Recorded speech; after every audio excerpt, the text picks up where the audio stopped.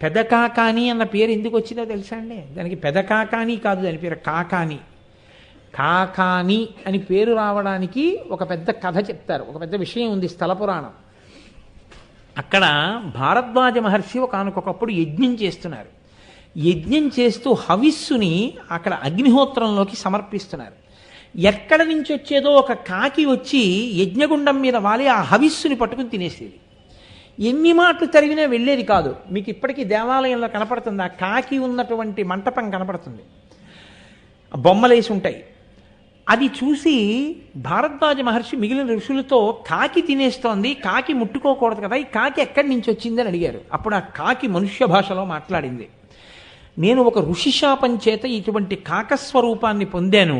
నువ్వు ఈ యజ్ఞం చేస్తే ఎంత ఫలితం వస్తుందో దీనికి 1000 రెట్లు ఫలితం రావాలంటే నువ్వు మణులతో కూడినటువంటి జలములతో, నదీ జలములతో, సముద్ర జలాలతో నన్ను అభిషేకించు. అభిషేకిస్తే నా స్వస్వరూపాన్ని పొందుతాను, నీకు గొప్ప ఫలితం వస్తున్నారు. అప్పుడు ఆయన అలా అభిషేకించారు. అక్కడ అభిషేకిస్తే కావు కావు అంటూ తిరిగినటువంటి కాకి స్వస్వరూపాన్ని పొంది వెళ్ళింది, ఆ ఫలితాన్ని భారద్వాజ మహర్షికి ఇచ్చి. కాబట్టి కా కా కా అంటూ ఎప్పుడు కాకి తిరిగిన క్షేత్రం కాబట్టి దానికి కాకాని కాకాని కాకా కాకా అనేది కాకా కాకా అనేది కాకాని కాకాని.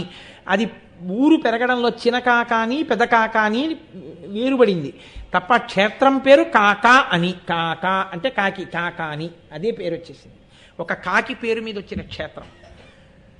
అటువంటి క్షేత్రంలో మహాత్మ్యం ఏమిటో తెలుసా అండి? మీరు కంగారు పడకండి, అక్కడ ఎక్కడ చూసినా పొంగలి తింటుంటారు. ఏమిటి ఇలా పొంగల్ తింటున్నారు అని మీకు అనుమానం కలుగుతుంది. బిడ్డలు పుట్టక జీవితంలో అలమటించిపోయినటువంటి వారు పెదకాకాని వెళ్ళి 40 రోజుల పాటు మండల దీక్ష తీసుకుంటారు. తీసుకుని అక్కడ ఒక రావి చెట్టు, వేప చెట్టు కలిసిపోయి ఉంటాయి. ఈశాన్య దిక్కున సుబ్రహ్మణ్యుడు ఉంటాడు, అద్భుతమైనటువంటి స్వామి. 108 ప్రదక్షిణాలు ప్రతిరోజు చేస్తూ అక్కడ ఉండి పొంగలి వండుకొని ఆ పాయసాన్నం తింటూ ఉంటారు. అలా మండల దీక్ష చేసినటువంటి వాళ్ళు ఎందరో సంతానాన్ని పొందినటువంటి వాళ్ళ విశేషాలు అక్కడ మనకి క్షేత్రంలో ఉన్న వాళ్ళు చెప్తారు. అందుకే ఎందరో పెదకాకానిలో దీక్ష తీసుకుంటారు, తీసుకుని మండలం దీక్ష తీసుకుని అక్కడ అన్నం ఆ పొంగలి వండుకు తింటూ ఉంటారు. అక్కడ తలనీలాలు కూడా ఇస్తూ ఉంటారు ఈశ్వరుడికి. అంత గొప్ప క్షేత్రం. మీరు ఆ పెదకాకాని వెళ్ళినప్పుడు ఆ శివలింగం యొక్క వైభవం, ఆ అమ్మవారు, ఆ సుబ్రహ్మణ్యుడు చూసి తీరాలి. అంత గొప్ప క్షేత్రం పెదకాకాని.